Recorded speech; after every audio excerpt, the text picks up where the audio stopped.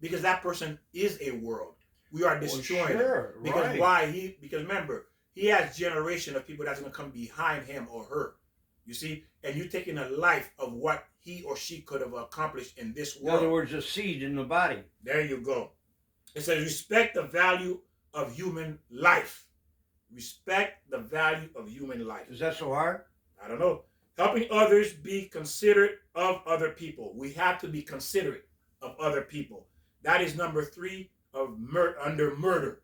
Okay, number 3 under murder, respect life and be respect of others. You know, a lot of people, let's say, who go into the service, or even policemen or soldiers, when they kill someone, they're destroyed. Yes. They come out and they're really not themselves anymore. Yeah, I mean, can you imagine killing someone, even in self-defense? I mean, which is allowed, I guess, you know, in the laws of God. Self-defense, you got to protect yourself and your family or anyone else. Self-defense, we understand that.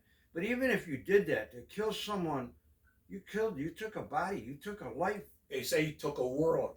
You killed or destroy a world. It's like destroying an entire world. When you kill someone, the Torah says, like you destroying an entire world. That's what you call it. You destroy a world. Hey, wait a minute, Victor. What about if you shoot up and you overdose? Is that killing yourself? You are not allowed to commit self-murdered. That happens every dirt. Well, no, self-murder. Suicide. No, okay, self-murder. That's good. Self-murder. You're not allowed to take your own life either. Because why? God gave it to you. You didn't give yourself life. Yeah. This was a gift He gave you. And it says, respect for marriage, adultery. Another 10 commandment, Victor. Yeah. So, yeah. It said, if you don't, you are betraying love. If you commit adultery, listen to what it says, the Torah says. If you commit adultery, you are betraying love. Well, sure. You're betraying love. And in many other things. Yeah. Yourself. And again, we talked about this. Again, if you're not happy in a marriage, God says leave. He says divorce. Right. Don't go commit adultery while you're in this marriage. Why are you destroying so many people? Because now you're living a double life. You're hurting the children, you're hurting yourself, and you're hurting the person that you're cheating on. Right. You said hurting yourself. Right. That has to stick with you the rest of your life, that you committed adultery and that you broke the number 1 law, or one of the 10 commandments. How do you live with that, Victor? And you can't, because you know why? Because there's a law. Listen to this. God has a law. When you commit adultery, it says it will be exposed. God's going to expose it. Meaning that the people you don't want to know, He's going to know eventually. You're not going to be able to hide it because that's His law. And don't forget, what goes around comes around. Oh, yes. What goes around comes around. The person you commit adultery with eventually will abuse you or commit adultery on you as well. Because why? You deserve it. You deserve it. You did it to someone else. That's another rules God has. Whatever you do to someone else, you're going to experience it. Yeah. Those are rules. How many people you know commit adultery and it kept secret? It eventually comes out. Yeah, that's right. It's going to come out. And guess what? The kid's going to know about it. Your mother going to know, your father, your brother, your sister, your cousin, your monkey, your gorilla, your chimpanzee. They all going to know about it. You're not going to be able to hide that. And the worst thing is that you know about it. There you go. And everybody's looking at you. How could you do this? Yeah. You're a despicable human being. Right. You destroyed a family. Leave the marriage. Divorce. There you go, Victor. Divorce. That's what God is saying. Leave with dignity. Right. And what is the percentage now? I mean, what, 40, 50% people cheat? Men and women. Yes, this is much, much higher. 80%, I think. Whoa, wow. Yeah. So it says, man and woman relationship, leave the marriage. Leave with dignity. If it's not working, leave. That's it. Live with your dignity and your children's dignity, your mother's dignity, your father's dignity. Everyone you love, at least leave with that dignity. That way, you can look at these people in the face. You know, I just thought of something. When you commit adultery, you're committing more than one sin. What about lying? You got to lie. Yes. Then you're stealing from someone. Yes, you're stealing their mind. Right. You're stealing their mind, thinking that they're going to have a life with you. They're going to grow old with you. And again, when a woman commits adultery on a man in the Torah, the man is not allowed to kick the woman. Right. In the Torah, when a man or woman cheats on the man, he has to divorce her. He can never get back with her again. It should be done both ways too. It's both, yeah. And the reason why it's that way, because again, it has to do with more so with the you don't know who the father is. Well, that's true. Is it his Right. child? Is it my child? Right. Or is it the monkey child? Right. Is it the gorilla child? Oh, you never know. Is it Pikachu child? Ooh, Whose child is it? Is it no Pikachu? idea. Yeah, exactly. I don't know whose child it is. And that happens every day. There you go. Every day. And this is why God says, again, and that you calling yourself, how can you call yourself a queen? You have your legs Right, spread there out you go. to other men. Right. Does a queen does that, Joe? Right. I don't know. I have to do some research on that. How can you call yourself a queen? I hope not. How can you call yourself your queen? Your leg is spread to every Tom, every gorilla, every Pikachu, every, I don't know, King Kong. Wait a minute. What's a Pikachu? Is that a bird? I don't, some of the people in the audience know that. Tom and Jerry, whatever you want to call Pikachu. it. I'm going to name my dog Pikachu. Here, Pikachu. Yeah. So again, how can you call yourself a queen? You're not a queen. You're a prostitute. That's a prostitute. What's a guy called then? What's he called? Again, what's a guy called when he cheats? He commits adultery. Well, He's just as much of a pig or worse. He is worse. He is worse too. Good. But at the same time, God punishes him. Right. Well, God punished him severely. When a man cheats on his wife, God punished him severely. Because why? So God doesn't punish a woman? Or he punished the woman too. Okay. But the man more so too. Because the man, remember, the man has a role, the woman has a role. And the punishment for the man is not to the man is not, listen to this. Listen to the man punishment. If the man for 1 second make his wife miserable, listen to this. 1 second, not 2. Or matter of fact, half a second. Ooh. He makes his wife doubt or sorrow or cry, he gets punished for it. You should. He gets punished for it. See, how come you agree to that? Good job, Joe. Yeah. I agree with you, Joe. Well, both. I agree. We both agree. Yeah, okay. Yeah, so a man is not allowed at all to make his wife sad, to bring sadness to her, or make her. I don't want a woman to make anything sad to me either, so it's both ways. Go ahead, okay. But again, this is what God specifically says to men. So just so you understand. You see how God protects the woman, Joe, from the man? You see how God protects the woman, ladies? But again, you have to make sure you pick the right men. Well, that's true. There you go. If you don't respect marriage, you don't respect God. Betraying life and the strong connection you have between two souls. That's what you're doing when you commit adultery. You're betraying life God has given you, and you're betraying the connection between you and your spouse. Now remember again, if you married, most likely you married the wrong person. That's why you're unhappy. So you made a mistake. Get out. God says you're allowed to divorce. Get out. But don't go commit adultery, because why? You're going to get punished. It will be exposed, and everybody's going to get hurt. You're not going to win. This cannot be contained, because God's going to make sure people know you did it. You think you can hide from God what you've done? Imagine when this comes out. Do you really think, how are you going to face these people? Living a double life. Adultery is a deviant behavior of all kind. It's a negative, a despicable thing to do, because why? Marriage is covenant. Marriage is holy. Marriage is spiritually, and marriage created by God. That's and right. you have destroyed that. Okay, so that's adultery. That's number 4. Number 5, it says respect for other people's possession, meaning don't steal. Hey, another commandment in the 10 Commandments. Don't steal. Okay. Respect privacy and business dealing. Make sure you're respecting people's privacy, and you're respecting business dealing. If you're doing dealing with business, you are a business owner, you have to be truthful, not to steal. Not to say, oh yeah, this is brand new. Don't worry, it's brand new when you know it's not brand new. Or this car is perfect when you know it has, in 3 months the transmission gonna go out. There's a lie and stealing. Yeah, this house is perfect. There's nothing need to be done when you know it needs a new roof, or a new heater. Right. You see, that's stealing. You're lying. Okay, do not steal. Don't need to steal to survive. You don't need to steal to survive. Well, there's a clause even in when you sell a house. If you know something's wrong about the house and you don't reveal it in the contract, you're stealing. Yeah, it could come back at you. It will. And you will have to pay for it. Yes, that's stealing. That is stealing. Number 6, respect of creatures, animals. Okay. It says you got to respect animals. You cannot bring suffering to animals. Eating them alive, because there's some people who eat animals alive. Not allowed. You cannot eat an animal alive. Okay, and you cannot taking something from an animal while they're still, I mean, not taking, eating the animal alive, and eat animal while they are still, because there are culture who eats animals that are alive. You're not allowed to do that. Okay, because you're not allowed to bring pain to an animal. I can't imagine eating a live animal. Like, do they do that? Oh still? yeah, there's culture that eat live animals. Yeah, I Yes. think I heard Yeah. something that the body's still alive. Yeah, okay. Exactly. And then you have to have mercy on how you kill the animal. Yeah. You cannot abuse the animal. That's why there's a slaughtering technique where in the Jewish, I just covered this really quickly, they have this really blade. When they kill the animal, they slightly slow, the animal doesn't feel it because the blade is so sharp. Thin and sharp. Thin and sharp. Before they kill the animal, they touch the blade, make sure there's no, like, like some blades may have a little kink in it. Even that kink is not allowed to be on the blade.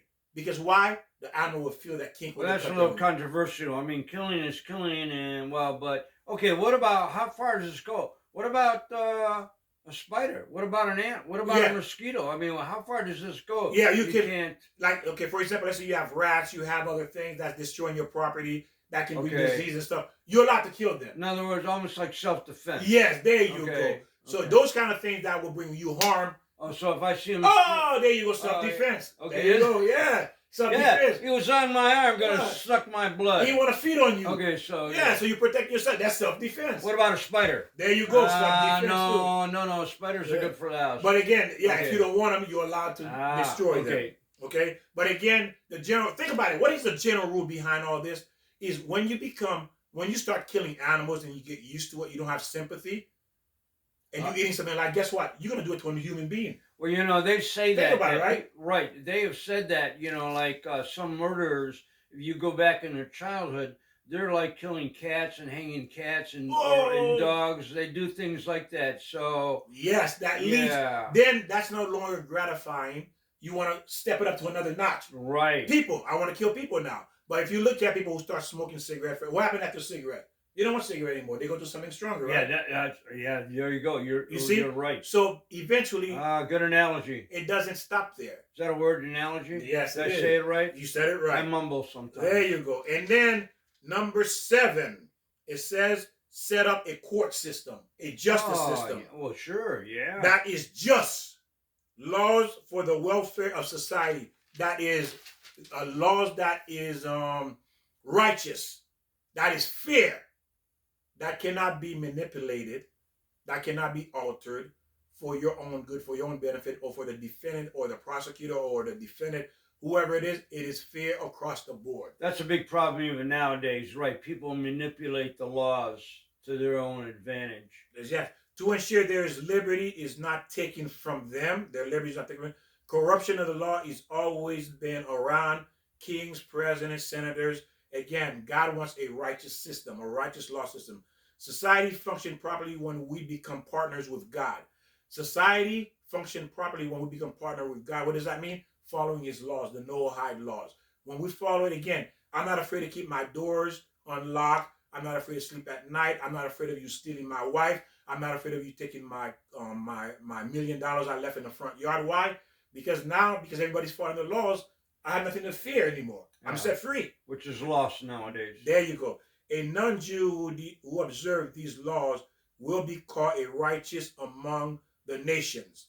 Okay, condition. He did it only because God commanded, and he will have heaven. So when a non-Jews follow the Noahide laws, because God says so, he will have heaven. You see? So non-Jews only have 7 laws that's still applicable today to follow, and they have heaven. That's what the Torah says. If he keeps it because if he keeps it because it sounds good to him, it makes sense to him, he doesn't go to heaven. Because he's doing it because it fits his needs. You see the difference? Right. The greediness. Well, then there's because it fits me, it's good for me, so I do it. Well, I'm not doing it because God says to do it. Well, you got the devil involved here. There you go, Joe. And that is the difference between if God said it and between you doing it because you feel it sounds good, it's morally fit. If he is righteous of the nation, he will have the world to come, which is heaven. Keep the law, the 7 Noahide law. The Torah help us to know what is right and what is wrong. It guides us. It keeps us safe. it protects us, and we have a righteous society. Honoring your parent is a springboard to honoring God and be respectful of God. When people do something because it is right in your eyes, it does not go far. Well, Victor, I was going to say this, and actually you already said it. Go ahead. But happiness is both the result and reward of doing things right and doing the right things. Yes, and it's true. I mean, it is a good feeling. Right. When right. you do it. Remember when you were young, you did the right thing, you go to your parents. Wasn't that a good feeling for you and your parents? Well, sure. Yeah, exactly. It's a good feeling. When you do right, again, the laws does not restrict. Laws set you free. Right. It's because you don't understand, you can't see it, and you have not learned. Remember, learning to see the truth takes learning, and learning takes time. Right. And I'm saying this, I wrote this down, I might as well say it now. I'm going to say, you come to us for answers. We don't have all the answers for you. But you know what? You have the answers in your own self. You know the answers. You know between right or wrong. And sometimes it is confusing. But we know whatever you don't want something to happen to you, whatever, steal, adultery, that is, you have to apply the same things. Don't be a hypocrite. Yes, you do know, because say amen, and all men go to heaven. Amen, and you know what? And Joe's right, because what you don't want to be done to you, why are you doing it to someone else? Yeah, right. That you're being a hypocrite then, and we do that all the time. Even sometimes I'll catch myself.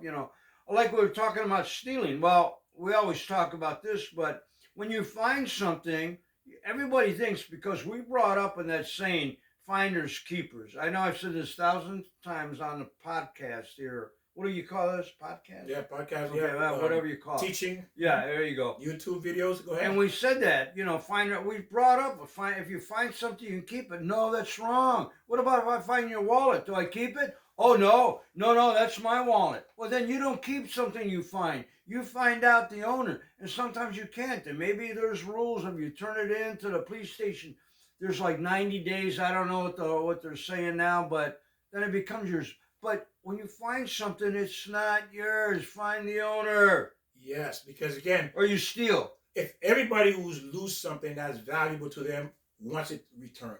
Yeah. No one who lose something valuable says, "Oh no, I don't want it. I don't want it." I lost my wallet. Yeah, I don't want it. Yeah, I lost my purse. Yeah, I lost my purse. Yeah, I lost my kid. Yeah, what about my ring? Where's my ring? Oh, it went down the toilet. Yeah, nobody says I don't want it when someone lose something that is valuable to them. Right. Okay, the one who commands the one who is commanded has a greater responsibility and a greater challenge on him. For God command us to follow these 7 Noahide law, and the Jews have 613. So you see, they have a greater responsibility than a Gentile because they have more laws they got to follow. Well, you say that, but also those 613 laws, they apply to every individual. Mention one that the Jews have. I mean, I think you mentioned some of them, but whatever the Jews have, that applies to every individual. Well, again, there's laws that's across the board for all every individual. Oh, like one you were mentioning, like don't eat pork, for example. Yeah, there you go. Yeah. So that's one that, because the reason why we talked about that is because the animal, remember we talked about the nefesh, the soul, and then certain animals are impure, and it will contaminate your blood because your blood is half spiritual and half physical. But I don't know if that came from God or if that came from society, because at that time pork was real, or a lot of meat would, it could be spoiled and it can get diseases. So I think that rule or law was applied not by God but by society itself, because again there was no preservatives or storage or ice. But that is Torah. Torah says not to eat pork for the Jewish people, and we're not gonna go it because we're trying to finish this. Right, go ahead. So it says being aware of God God is always on duty, and it always has action. Meaning that when we know God's laws, we always on duties. We always on duty, being cautious about how are we behaving. Am I still in God's law at this moment? Am I still in the 7 Noah law? Am I stealing? Am I cheating? Am I committing adultery? Am I lying? Am I killing? Am I eating animal? So these have to stay in the forefront of that's what it means being on duty. Right. Being aware. Where am I functioning right now am I within those 7 Noahide You know, a lot of this laws? stuff about stealing comes down to, well, I'm going to do this generally. You know, all of a sudden when you see somebody who's rich, maybe they worked hard for the money and they have like a Mercedes or whatever they have, then you go, well, why do they have that? How come I don't have that? Well, you didn't work for it, first of all. And then you go, well, you know what? I'm going to steal. And you think because they have more than you have a right to take something from someone. And you don't. And that is true again, because why? The 7 law says you're not allowed to do that. It says if the world observed the 7 Noahide law, the world would look very, very different Well, today. all the laws, all the Ten Commandments. There you go. We're talking about the Noahide laws, Yes. which is actually the Ten Commandments, but we're a little Part of different. the 10. Yes. Right, right. You can be a perfect being if you observe the 7 Noahide law. And again, because God destroyed the world because they were not following the laws. Right. Okay. Now, Victor, you know what though? What about people who believe in the Big Bang? There's no God. There's no laws. So if you believe that, if you want to go that route, there's a Big Bang. There's no God. There's no Ten Commandments. Go that route and see where that takes you. You know where it's going to take you to nowhere.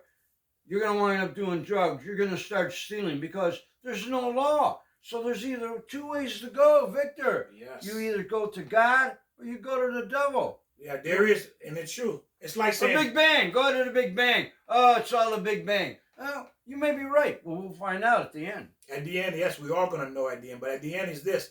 You must keep in mind is this. At the end, do you want to live a life that, let's say, for example, there's no God. Okay, we think there's no God.